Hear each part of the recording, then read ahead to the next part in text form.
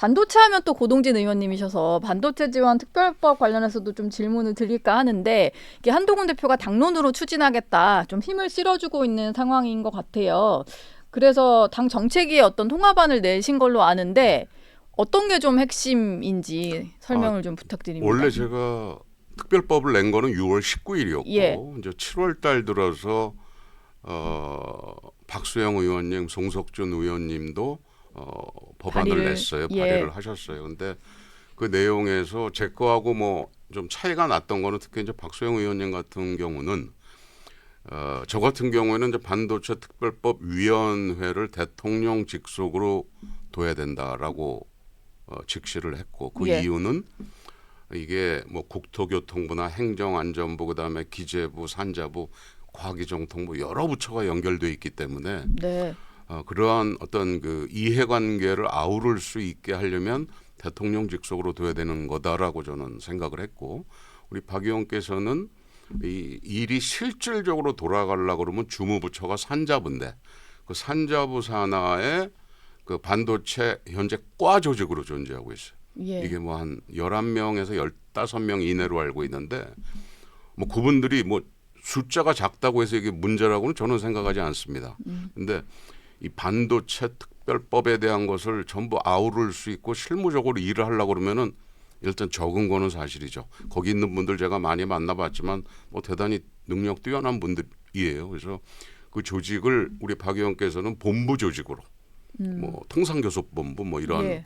식으로 해서 본부 조직으로 좀 격상을 해서 여기서 다루면 됩니다라고 하는 게 저랑 차이인데 이제 그 부분도 흡수해서 그 대통령 직속 조직을 가져가되 주무부처가 이제 산자부니까 예. 산자부에서 그 과 조직을 확대 발전해서 원활하게 일을 할 수 있게끔 하는 게 좋은 게 아닌가. 네. 그래서 박 의원하고도 통화를 했고 그 법안은 통합법안에다가 같이 또 집어넣은 그런 상황입니다.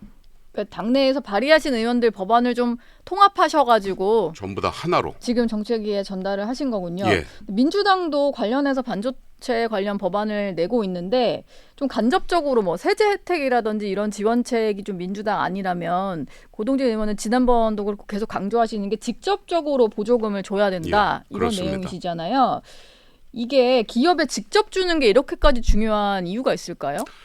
그 직접 보조금 지원에 대해서는 예를 들어서 뭐 미국이 5년 동안 뭐 71조를 지원을 하고 일본의 구마모토 공장에서 뭐 50%, 뭐 4조 몇천억을 지원을 하고 그러니까 외국 기업이 하니까 우리도 해야 됩니다. 이런 그러니까 현상으로 보면 그런데 요걸 하나 좀 이렇게 내려가 보면 그 직접 보조금 지급이라고 하는 것은 제품의 원가 경쟁력하고 직결이 되는 겁니다. 예. 직접 보조금을 받게 되면은 내가 예를 들어서 보조금 없었을 때 100원에 팔 수 있는 거를 90원에서 80원으로도 팔아도 나는 경쟁력이 있어요, 시장에서. 근데 직접 보조금을 직접 이거 받지 못하는 기업의 경우는 그걸 100원에서 90원, 80원으로 내릴 수가 없습니다.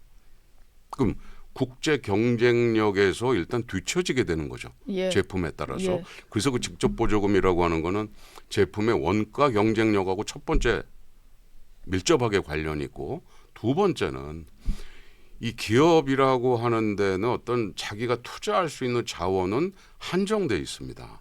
매년. 예. 그리고 그게 올해 얼마, 내년 얼마 해서 한정돼 있는데 내가 직접 보조금을 받게 되면은 예를 들어서 공장이라든가 설비를 구축하는 시간을 단축할 수가 있어요.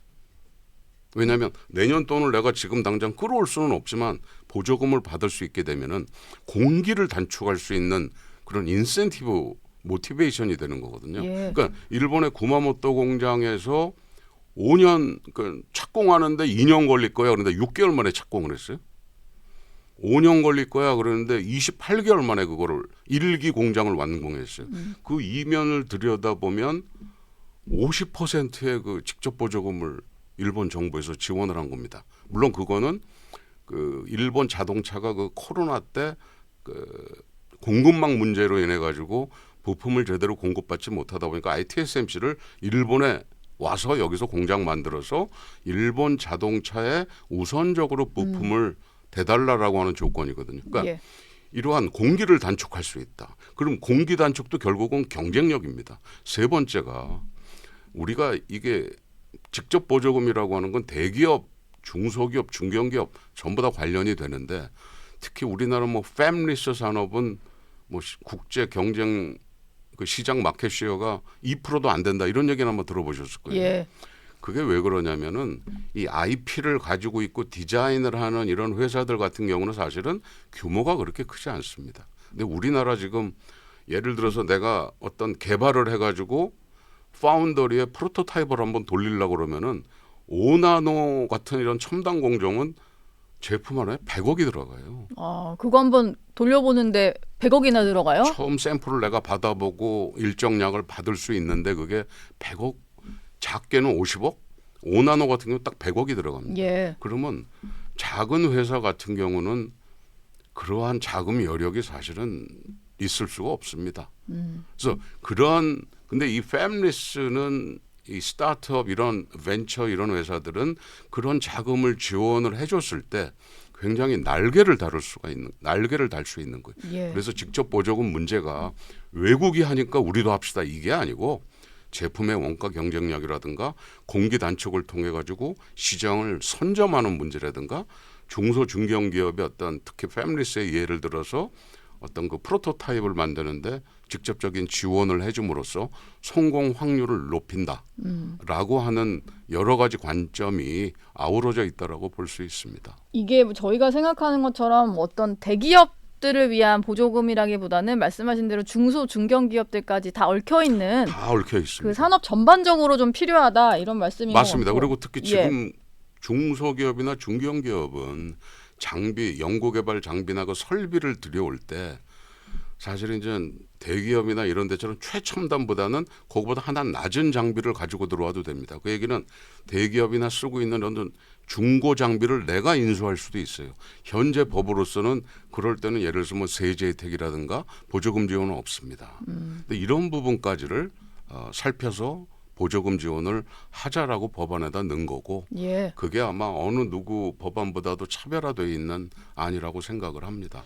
지금 근데 아무래도 재정 지원 이게 국가에서 어떤 예산이 들어가는 문제다 보니까 재정 당국 같은 경우는 아마 난색을 표할 거고 앞으로도 계속 뭐 예산 협의 과정에서 이런 일이 있을 텐데 좀 협의를 할 만한 뭐 묘안은 있으신가요? 14일 날 그 관 전 부처의 그 국장급 이런 분들이 와서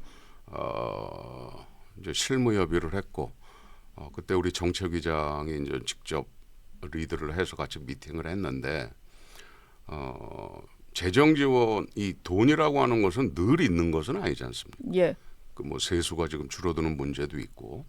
근데 제가 그 산자위 소속에서 중소기업 벤처 업무 보고를 받았을 때 제가 질의한 내용 중에 하나가 전 정부의 그 코로나 때 그 소상공인이나 어떤 그 중소기업에 대한 지원금 내역이 감사를 통해 가지고 밝혀진 게 3조 정도가 잘못 지급됐다. 그게 네. 감사에서 적발이 됐어요. 예. 감사원이 얼마 전에 발표를 했죠. 예, 그래서 이제 그런 내용을 보면 물론 우리 공무원분들 다들 열심히 일을 하지만 우리가 이게 곳곳에 셀 수 있고 세고 있는 그런 돈만 우리가 철저하고 주도 면밀하게 잘 밝혀낸다면 지금 현재 우리 경제 규모로서는 특히 선택과 집중을 필요로 하는 반도체 산업, 그다음에 12, 13년도에 우리 국가 경쟁력의 어떤 미래를 결정짓는 어떤 그러한 산업의 선택과 집중 측면에서 긍정적으로 고려해야 되지 않나 저는 그렇게 생각을 합니다. 그러면은 전 국민에게 25만 원 주자는 거에는 상당히 반대이시겠습니다. 물론 지금 뭐 국민의힘 다수가 다 반대를 하고 계신데 그렇게 20 할 바에야 예. 정말 필요한데 하자 이런 생각이신 거죠?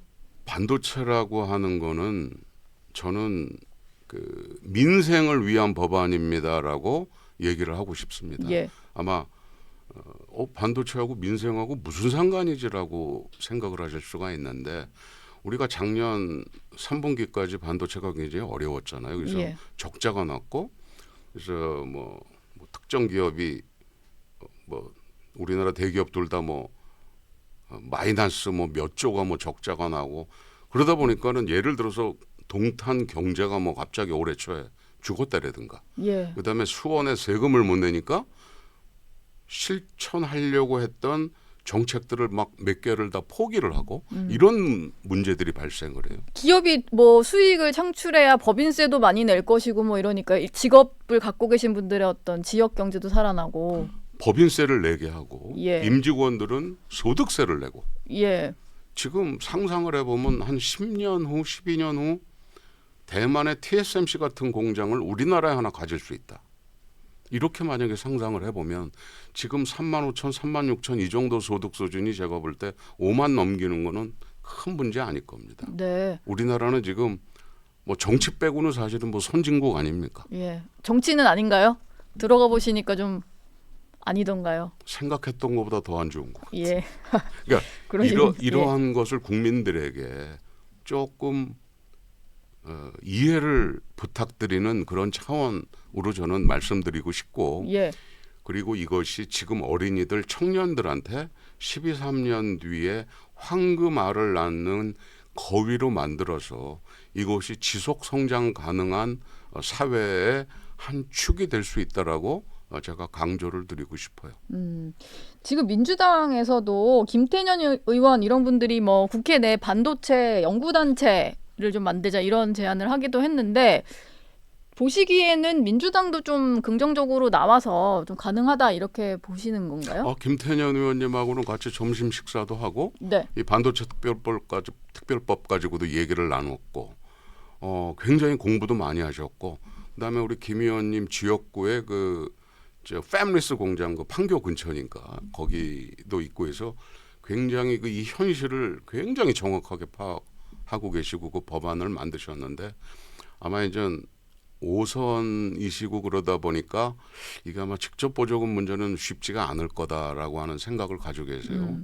그래서 저는 이제 그 부분을 굉장히 강조를 했고 예. 같이 협력을 하자 이렇게 이야기가 됐고 그러면서 이제 반도체 포럼 얘기가 나왔는데 제가 사실은 이제 지속 성장 가능을 위한 구조개혁 포럼이라고 하는 큰 타이틀을 가지고 포럼을 운영을 이미 하고 있는데 그 안에 AI 반도체 바이오 산업이 들어가 있어요. 예. 그러니까 우리 아마 김 의원님이 보시기에는 좀 반도체에 뭔가 포커스를 맞추는 포럼을 하고 싶으신 생각인데 이거를 좀 잘 조절을 해서 우리 김 의원님이 이 안에 들어와서 우리 같이 한번 하시면 어떠냐라고 하는 제안도 제가 드렸고 그 이후로도 제가 뭐 사무실 찾아가서 이야기 나누면서 이 반도체 특별법에 대해서는 민주당에서 많이 역할을 해주시지 않을까. 소속은 산자위가 아니신데 네. 그 산자위 민주당 의원님들한테 이 반도체 특별법 당신이 만든 것도 이렇게